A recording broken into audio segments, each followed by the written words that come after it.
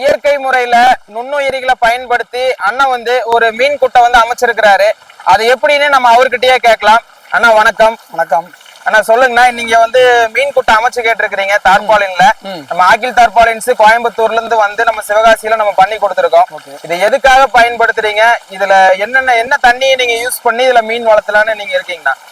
நான் இது வந்து ஒரு பரிச்சாத்தியமா பண்றேன். சரிங்க. இது வந்து நான் வந்து பண்றதே வந்து நானா யோசிச்சு பண்றேன். சரிங்கண்ணா. நாங்க வந்து இயற்கை விவசாயத்துக்காக காங்கேய மாடு வளர்க்குறோம். ஓகேங்கண்ணா. காங்கேய மாடுல இருந்து சாணம் கோமியத்தை எடுத்து ஓகேங்கண்ணா அவர் பொள்ளாச்சிக்கிட்ட இருந்து அவர் கருப்புசாமின்றவர் வந்து இங்க வந்து எனக்கு வந்து ஒரு தொட்டி அமைச்சு சாணம் கோமியத்தை கலெக்ட் பண்ணி அதை வந்து கலக்கி அதை எடுத்து ஒரு மிஷின்ல கொடுத்து பிழிஞ்சு சக்கை தனியா பால் தனியா கொடுத்துறாங்க. தொட்டில சேகரிக்கிறோம், பெரிய தொட்டில பக்கத்துல சேகரிக்கிறோம். தனி தொட்டில வந்து சாணம் கோமியத்தை கலெக்ட் பண்ணி அதை வந்து பெர்மெண்டேஷன் பண்றோம். எப்படின்னா சர்க்கரை, நம்ம வயத்து மாவு, இந்த மாதிரி சில விஷயங்களும் ஜீவாமிர்தமோ இல்லை நம்ம அமிர்த கரைசலோ மாற்றி அதை பண்ணுறது மாதிரியும், அதுக்கடுத்து அதில் வந்து சில நுண்ணுயிர்கள் டெவலப் பண்ணி அந்த தண்ணியை எடுத்து அந்த சாண தண்ணியை எடுத்து நாங்கள் விவசாயத்துக்கு யூஸ் பண்ணுறோம். ஓகேண்ணா. விவசாய சாகுபடி அந்த தண்ணி யூஸ் பண்றதுனால உங்களுக்கு எப்படி இருக்குதுண்ணா? முழுக்க ஆர்கானிக் விவசாயம். நாங்கள் யூரியா பொட்டாசியம் எதுவும் போட வேண்டியதில்லை. அதை வச்சு நாங்கள் பண்ணுறோம். சரிங்கண்ணா. இப்போ என்ன பண்ணுறேன்னா அடுத்த ஸ்டெப் என்ன பண்ணுறேன், எனக்கு வந்து தண்ணி என்கிட்ட வந்து நிறையா இருக்குது. நான் வந்து ஆர்ஓ வாட்டர் ப்ராசஸ் பண்றேன். நான் வந்து பேக்கேஜ் ட்ரிங்கிங் வாட்டர் பண்றேன். அப்போ வந்து அந்த வாட்டர்ல இருந்து வரக்கூடிய வேஸ்ட் வாட்டர் வந்து எனக்கு நிறைய இருக்கு.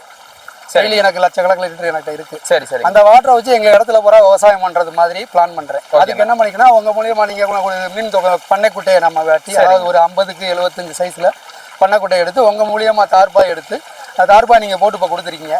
நான் இதுல வந்து அந்த வாட்டரை இங்க கலெக்ட் பண்ணி நான் எடுக்கக்கூடிய பெர்மெண்டேஷன் பண்ண சாண தண்ணி, சாணத்தோட இந்த அதாவது அமிர்த கரைசல் என்ன ஜீவாமிர்தம் அதை கொண்டாந்து இதுல விடுறேன். அது நுண்ணுயிர் கரைசல் தான் 100%. அப்போ அந்த தண்ணியில வந்து நான் மீன்களை உள்ள விடலாம்னு நினைக்கிறேன். சரி சரி.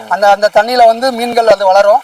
ஆட்டோமேட்டிக்கா எனக்கு தண்ணி டெய்லி 2 நாளைக்கு ஒருக்கா 3 நாளைக்கு ஒருக்கா தண்ணி நிறைஞ்சா நான் எடுத்து விவசாயத்துக்கு யூஸ் பண்ணிக்கிறேன். அப்போ விவசாயத்துக்கு இன்னும் கொஞ்சம் உரம் ஏற்றி, அதாவது மீன் வளர்க்கும் போல அதுல வந்து அதனுடைய மாதிரிலாம் நைட்ரஜன்லாம் வர்றதுனால அதுல இருந்து வரக்கூடிய உரத்தையும் சேர்த்து இன்னும் கொஞ்சம் விவசாயத்தை டெவலப் பண்றதுக்காக ஒரு ஃபர்ஸ்ட் ஸ்டெப் வந்திருக்கேன். எனக்கு சக்சஸ் அமையும் பாக்குறேன். கண்டிப்பா உங்களுக்கு சக்சஸ் அமையும்னா, இப்ப நீங்க ஆன்லைன்ல பாத்துட்டு நம்ம ஆர்டர் கொடுத்தீங்க நம்ம கிட்ட, நம்ம சர்வீஸ் எப்படி இருந்தது, தார்பாய் எப்படி இருக்குன்னு கொஞ்சம் சொல்லுங்கண்ணா. ஆன்லைன்ல நான் உங்களை பார்த்ததுல ஃபர்ஸ்ட்ல பார்த்ததுல மற்ற விவசாயிகள் இந்த மாதிரி பண்ணிருக்காங்கன்றத வச்சு நான் எடுத்தேன். இப்போ ஓகேங்கண்ணா. இப்போ எடுத்ததுல வந்து ஆன்லைன்ல இருந்து பார்த்து அன்னைக்கே உங்களுக்கு ஃபோன் பண்ணேன். நீங்க அன்னைக்கே நீங்க விவரம்லாம் சொல்லிட்டீங்க. சரிங்கண்ணா. நான் அதுக்குரிய அமௌண்ட்டை பண்ணேன். நீங்க பண்ண உடனே நீங்க அடுத்து மருந்து 2வது நாளே நீங்க வந்துட்டீங்க. வந்து நாங்க தான் ஒரு நாள் டிலே, அதாவது எங்களுக்கு இந்த மாதிரி ரெடி பண்றதுக்கு ஆல்ட்ரேஷன் ஒர்க் பண்றதுக்குலாம் தொட்டியை சரி பண்றதுக்கு எனக்கு டைம் எடுத்துச்சு. அந்த டைம் எடுக்கிறதுக்காக நீங்க வெயிட் பண்ணீங்க. காலைல விடிய காலம் 5 மணிக்கு வந்தீங்கன்னு நினைக்கிறேன். இப்ப மணி 3 ஆக போதா, இப்ப மதியானம் 2:30 ஆயிடுச்சு. இவ்வளவு நேரம் எங்களுக்காக வெயிட் பண்ணி இதை பக்காவா எங்களுக்கு பண்ணி பயன்படுத்திருக்கேன். எங்க ஆட்களும் ஒரு 15 பேர் 10 பேர் இங்க இருந்து வேலை பார்த்துருக்காங்க. சரி சரி. எல்லாருமே முழுசா செஞ்சு ஒரு முழு தொட்டியை இப்ப உருவாக்கியிருக்கோம். இந்த தண்ணியை இப்ப நிறைச்சு நான் இதுல வந்து சாண தண்ணி அதையும் நிறைச்சு முதல்ல வந்து செடிகளுக்கு விடுறதுக்கு நான் வந்து இப்போ பைப்லைன் ஆட்டோமேஷன் போட்டுக்கிட்டு இருக்கேன். அந்த ஆட்டோமேஷன்ல இங்கே ஆட்டோமேட்டிக்கா டெய்லி வரக்கூடிய கலெக்டர் வர தண்ணியை 2 நாளைக்கு ஒருக்கோ இல்லை ஒரு டெய்லியோ நான் எடுத்து நான் என்னோட விவசாய நிலங்களுக்கு பாசிக்குவேன். அதுல நெல்ல இருந்து மற்ற விவசாயங்களும் தானிய பயிர்களோ என்னமோ மற்றதெல்லாம் போடுற மாதிரி இருக்கு. இப்போ பார்ப்போம் அடுத்தடுத்த ஸ்டெப் நடக்கிறதுல எப்படி நடக்குது. அடுத்து மீன் வந்து அடுத்த வாரம் வந்து மீன் குஞ்சை விட போறேன். மீன் குஞ்சு இந்த தண்ணியில நல்லா சுகமா வாழ்ந்துச்சுன்னா அது எனக்கு ஒரு உபரி வருமானமா இருக்கலாம். கண்டிப்பா உங்களுக்கு இதுல விட்டீங்கன்னா தாராளமா நீங்க வளர்த்திக்கலாம். இந்த மாதிரி மீன் குட்டையோ பண்ணை குட்டையோ உங்களுக்கு தேவைப்பட்டுச்சுன்னா கண்டிப்பா ஸ்கிரீன்ல தெரியுற நம்பருக்கு கால் பண்ணுங்க.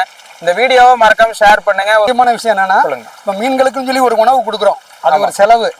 செலவு இல்லாமலே இந்த சாணம் கோமியத்தை வந்து அதுல இருந்து ஒரு சாப்பிட்டு வளர்ந்துருமா அப்படின்னா ட்ரையல் பார்க்க போறேன். அதுலயே வளர போதா மீன்ல தாக்கு பிடிக்க மாட்டேங்குதான்றது எனக்கு தெரியாது. சரி சரி. ட்ரையல்ல பார்த்து தான் நான் அதை முடிவு பண்ணேன். கண்டிப்பா சக்சஸா வரும். அந்த ரொம்ப சந்தோஷம்.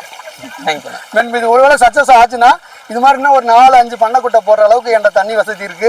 இந்த சாணம் கோமியம் நிறைய இருக்கு. அதனால மீன்களை நிறைய வளர்த்து ஆரோக்கியமான மீனை மக்களுக்கு கொடுக்கறதுக்கான வாய்ப்புகளும் நிறைய இருக்கு. பார்க்கலாம். நன்றி. நன்றி.